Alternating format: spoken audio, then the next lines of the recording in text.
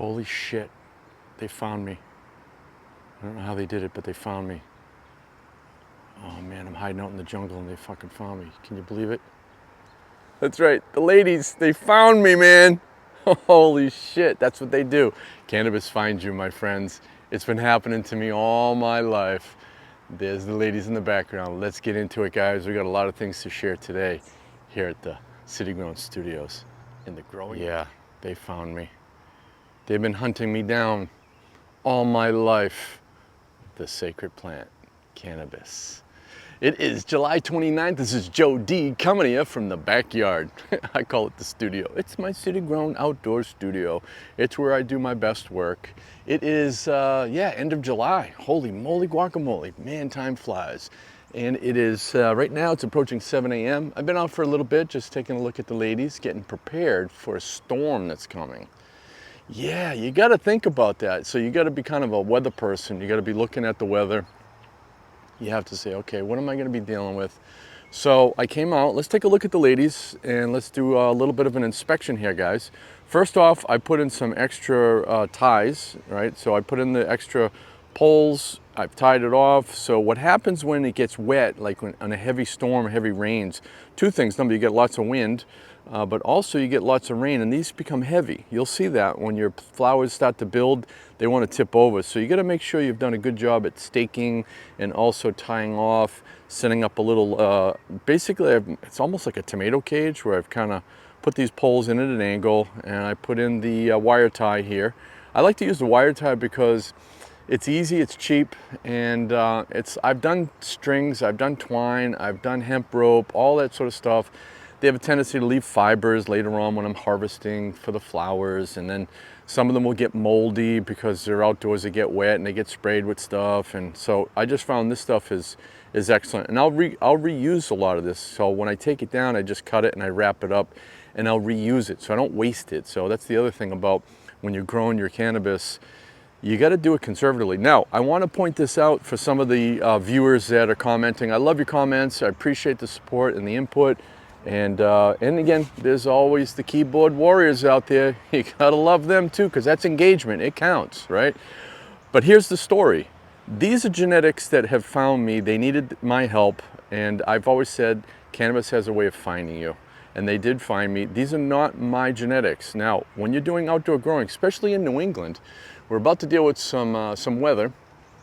And we have warm days, cold nights, we get dew on our plants. Let me just fix my little selfie stick here, that's better. And so choose your genetics wisely for outdoor growing in New England. And again, some of you are commenting in different parts of the country. I've never grown in like high heat and stuff like that, like 104, I was getting someone saying that, I'm like, holy moly. When you get into those real high temperatures, you've got a real challenge because your plant will stall. The stomatas close up and they dry out a little too fast, they transpire too much, the plant's trying to correct it. High stress. And so in that case there, I always suggest go to a local nursery, someplace, a greenhouse where they're growing other crops, and try to get an opportunity to talk to a grower there or the owners of the business to find out how are they dealing with it.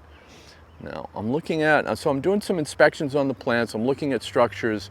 If you guys recall, if you saw some of the other videos, if not, go back and watch them, because it'll kind of fill in the missing pieces of why I'm growing the way I'm growing, the approach I'm using this year. I'm trying to do this conservatively because I had not planned on doing an outdoor grow. So these are things like if you plan for success, you will meet with success. I was not planning, these just arrived.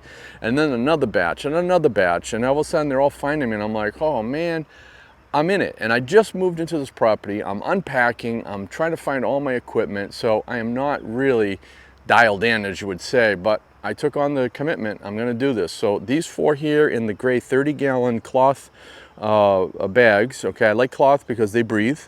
They actually help the substrate dry out a little bit quicker.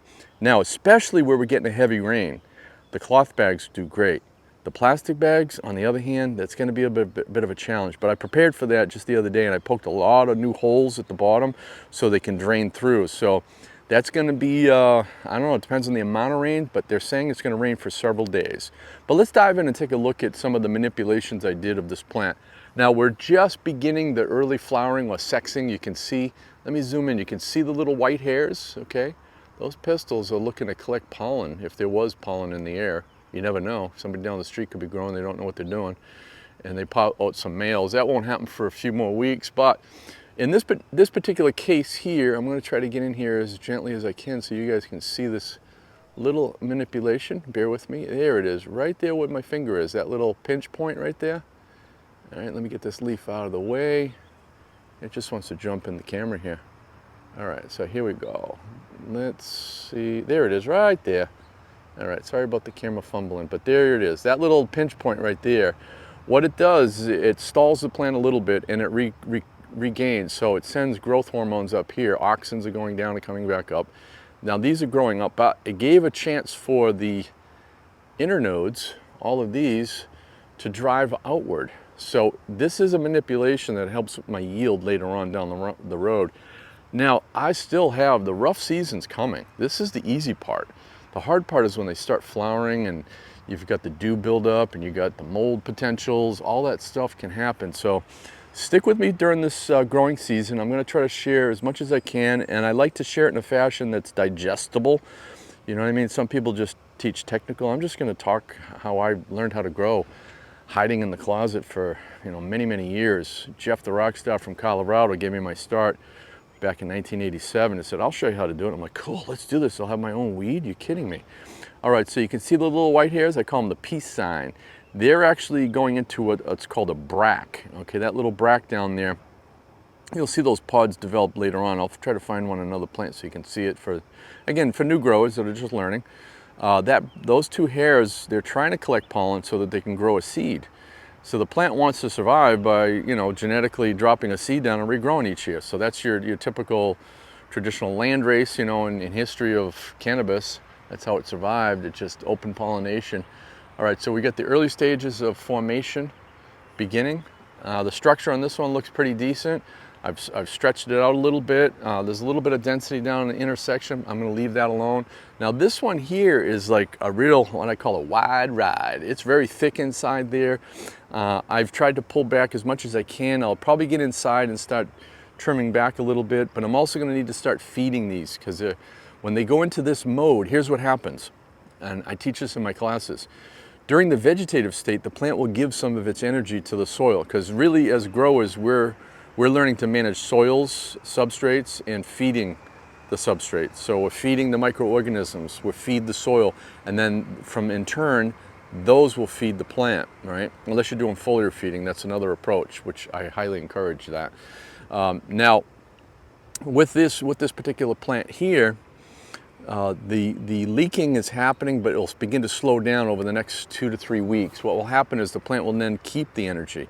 Instead of giving energy through the roots, which is called exudates. So the exudates are carbohydrates that are leaking through, right? They're leaking through in the roots to attract microorganisms, bacteria, fungi, that sort of stuff, the trichodermas, all that stuff at the root zone. So as above, so below. The roots, basically, the bigger the roots, bigger the fruits, Jimmy Strain likes to say. So its exudates are going down, but later on it starts to go all up because the plant needs all the energy it can get. Now, I know this, now you know this. So I step in and I make sure that we have fresh workers on the job site. What's the job site? The soil. And what's the workers? Microorganisms. I'm going to show you that. Actually, I don't have all my tools out today to show you that, but I use a product called Recharge.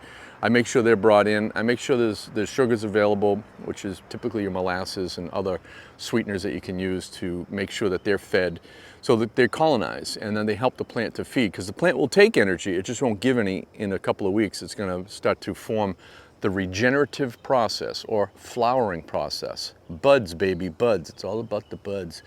So again, you have to do inspections on your plant. Look for signs. You can see those bracts right in there. Let me see if I can zoom in for you guys. Let's take a look. Let me see if I can get that on the camera.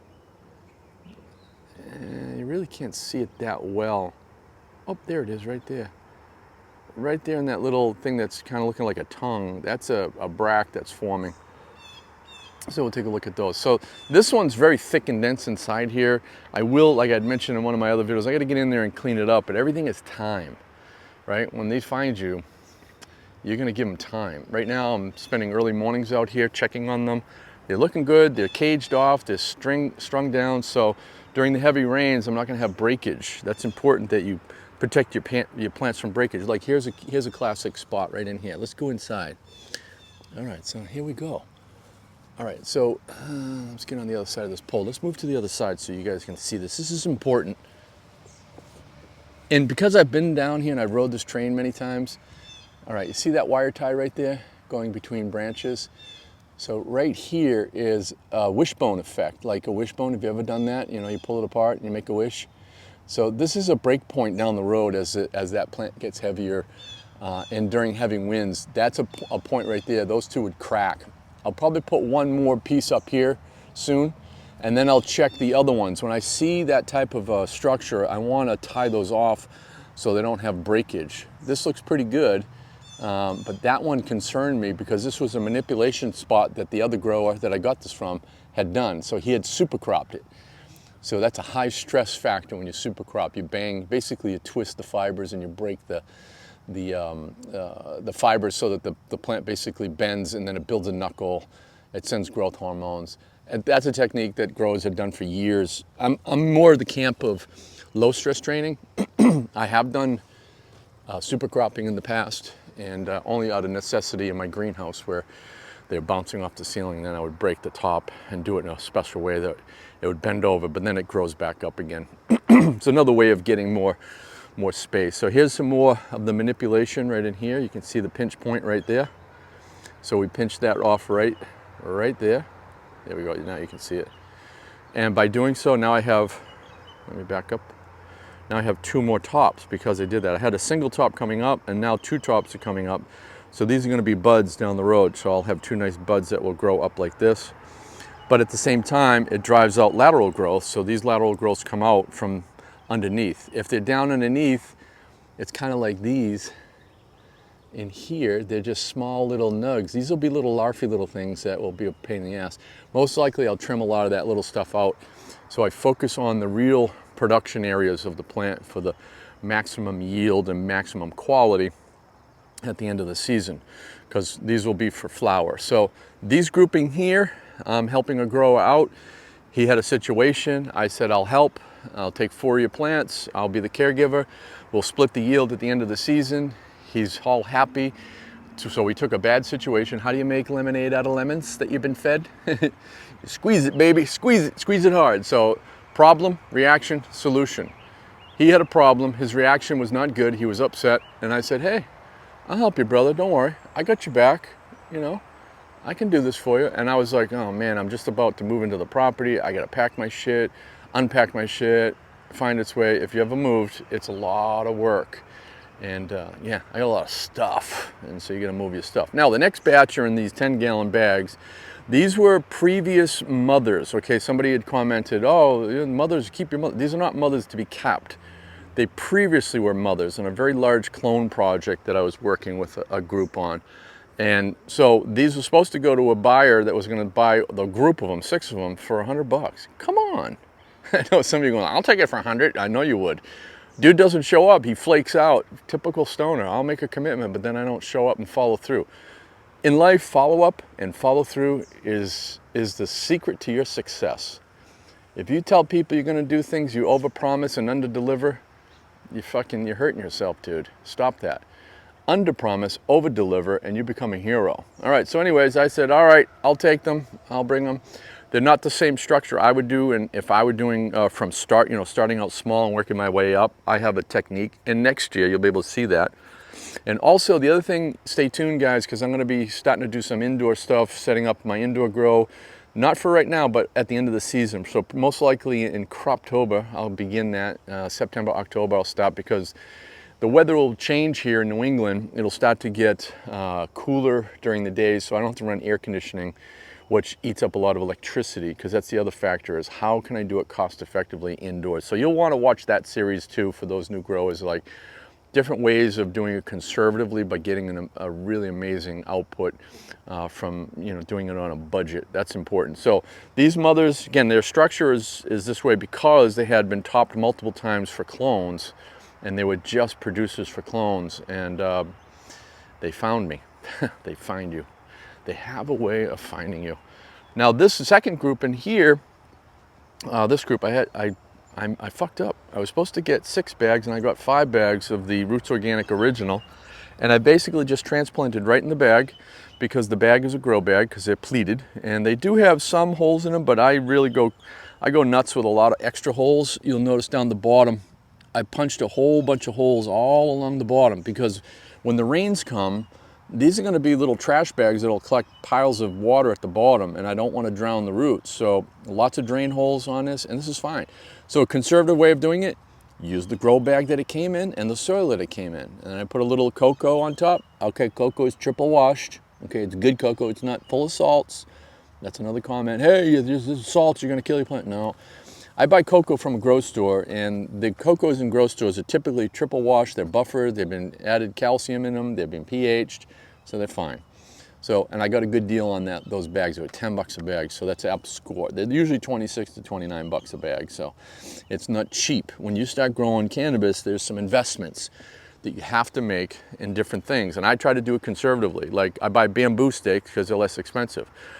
Buy the 6-footers, right? If you buy the 6-footers, you can say, okay, but my plants are growing really, really tall. Let me show you what you do. It's pretty simple. Now, if I had some zip ties, I would have just zip tied it, but I didn't. So I just basically took another 6-footer and I attached it to an existing 6-footer at a couple anchor points, as you can see here. Just use some twist tie. Now it's on there nice and tight. So I have an anchor point up here really high. I won't need it for this. I did it to teach you guys. Buy the 6-footers, they're cheaper than buying the 8-footers. So you don't actually have to have 8-footers. You can use 6-footers and double them up and then cut them down and use them next year. Just make sure you clean your bottoms and bleach them. That's all. So reusable, it's sustainable. Bamboo grows everywhere and it grows wild. And so yeah, it's a sustainable resource. If you use the metal ones, I happen to have these ones from my indoor grow when I was running deep water culture plants in hydroponics, and we'll be doing some of that this season coming up too. So if you want to learn hydro, I'll teach you that too. And you know, I know some of the warriors out there are like, oh, organics all the way. Hey, I was that guy too, until I understood how it actually works and how the plant absorbs the minerals and how to taper your plants properly so you have a wow factor at the end and it's not all just tinny tasting and all tasting the same. It's just techniques and bacteria you can use in hydroponics to get that effect. So I've done side-by-sides with my connoisseur smokers, and I say, you tell me which one's hydro and which one is soil. And more often than not, they pick the hydro. So anyways, that was one thing I had to learn in this journey, is that I was that stuck-up guy with the all organics, baby. It's got to be organics, you know. So it's not always that way. It's just understanding how it works. All right, so this one's looking good. So back to the metal stakes. Squirrel! Sorry, guys. I'm trying to what they call this, freestyling. When you're freestyling, you're just talking off of your heart and your mind and share the knowledge in a way that people can absorb it and will pay attention to it. But these metal ones, they're basically aluminum inside, plastic coated. They're more expensive when you buy these. So again, conservative, just buy bamboo. It's much, much more affordable. You need tall ones, there you go, there's a flagpole. And the reason you do a center one if you needed it, I can see this plant right here, okay? This is now at just approaching 6 feet. It's probably about 5'10" right here, and we know it's just beginning to form its flowers, okay? Let me take a look. See all the hairs in there, the white hairs? That's the beginning stages of regenerative. It's showing its sex, it's beginning the transition. It's going to convert from a vegetative state to a flowering state. It started now. And I've noticed this year is an early year that they begin in July. Normally it doesn't begin until like second week of August. So our cycles are off a little bit, at least what I'm seeing. But again, it's genetic specific. Maybe some of these genetics that I've never done outdoors, are just showing their sex faster. But here's what's going to happen. This is going to continue to go up because I'm not going to top it at this point. It's going to continue to go up, so I'm going to need an anchor point up here. So this most likely, when we start getting into the stretch period, which will start in another week or two, they really start to accelerate. So I expect this plant, all right, you'll be able to go back and watch this video if you want. This bud here will probably be somewhere up around the 8.5 foot range. So my hand, fully extended right there, at the tip of my finger is 8 feet. All right, I'm 6 feet tall, and then that's 8 feet right up here, and I've measured that in my greenhouses in the past. So that's where I see this going. So I put this up here, be able to tie it off so it doesn't tip over and break on me. Again, planning ahead. All right, so let's go take a look over here, because I moved my workstation from over there to over here, it's more convenient, but I picked up a few new tools. In the past video, I talked about brewing some teas. Guess what? I found a killer freaking deal on these brand new barrels.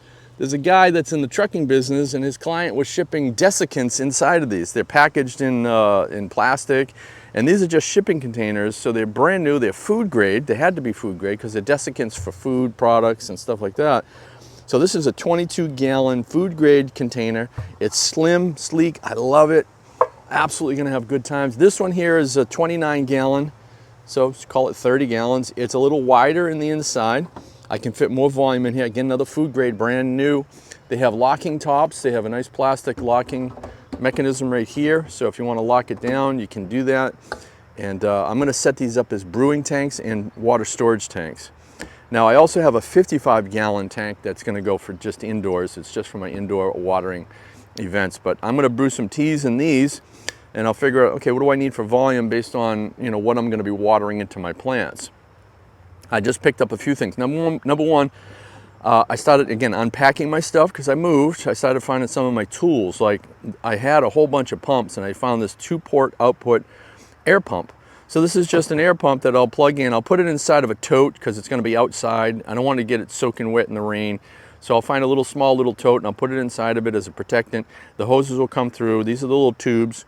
And I just put 2 air stones in. So I can brew 2 if I wanted to. I could get a 4-port output, or just use a 2-port, put 1 stone in each if I need to, or 2 stones in one and bubble it. And what I'm gonna do is I'm gonna be doing some of the Roots Organic Terp teas. If you haven't, check this out. Go to your local grocery store and ask them about it. The Terp tea, I gotta tell you, when that came on the market, I was a game changer. It's absolutely fantastic. You can top dress with this product, and you can also brew a tea with it. And it's real simple, just follow the directions. What? Yeah, read the frickin' directions and just follow it. Add 1 teaspoon to 1 tablespoon per gallon of water and brew for 24 hours in an aerated, well-ventilated setting, or feed directly. So feeding directly means I just take a scoop and I put it on top of the stuff, scruff it in. And if I do top dressings, typically if I don't have a cocoa top on there, I can peel that back and I could scruff it and do top dressing. I may do that, so we'll see. But the brewing of the tea is much easier because I can just water it through and water it in, and gets down into the root zone. And I'm adding back in, I like to say, this is the supply truck showing up to a work site because you're building a building. What's the building? Those ladies behind me, those flowers, those plants are buildings, and they need building materials. So I'm going to replace the building materials, which is really cool.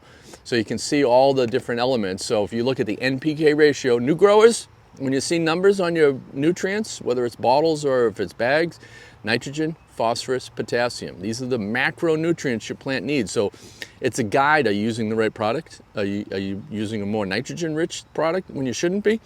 So you want to look at that as a guide, and then you want to look, okay, what's in it? And you'll see all the goodies in there. Always lots of calcium, and there's magnesium, very needed, sulfurs, iron. And I go like, well, where did it come from? All right, well, let's read that too, derived from. You can see the whole list there of all the goodies that it comes from. And then, guess what? Oh yeah, there's workers, bacteria, the bacilluses.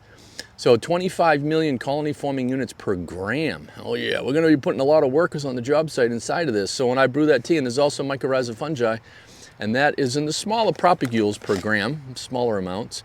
But this helps accelerate root development, and these workers help to feed the plant. Workers on the job site, yeah. And so we're gonna brew those teas. You'll see that whole process when I get that set up. I also found my battery-operated timer for watering, right? So this was in my greenhouse, and I saved it because I said, hey, this is a cool tool. I want to use it again. My hose feed goes in, and so you have input and output. I believe this is the input side, this is the output side. So you can set the timing for all the different watering events. Start, stops, multiple watering events per day, rain delays if I had the sensor. So I need a sensor for that so it doesn't water. So I'll probably see if I can pick up the sensor. It goes right down here in the bottom.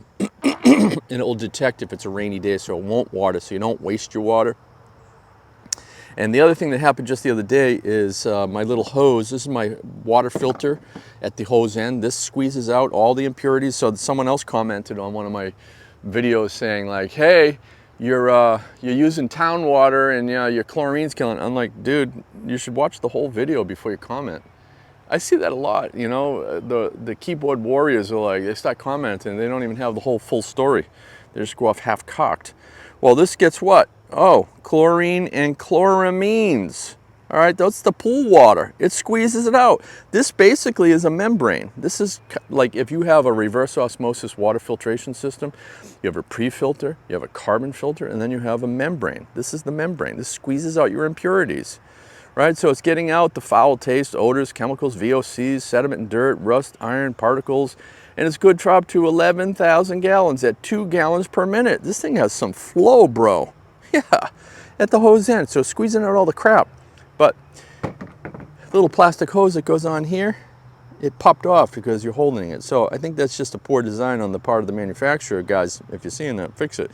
So I'm gonna heat this back up. All right, so I just heat this up, pop it back on. This time I'm gonna put a hose clamp on both ends because I don't want these popping off.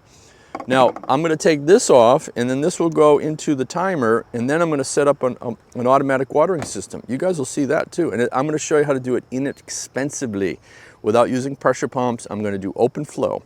It's real simple to do, and this way the plants are gonna get fed automatically. Oh my God, I'm gonna have a fucking life. Yeah, because this is nothing right now. When they start flowering and they start drinking like crazy, they need to be watered every day.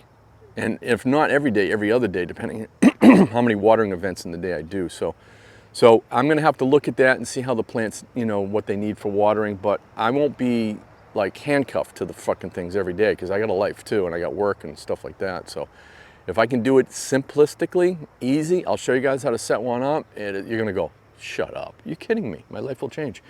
So an inexpensive battery operated, I just gotta put fresh batteries in it. I'm filtering the water. I'm gonna brew some teas.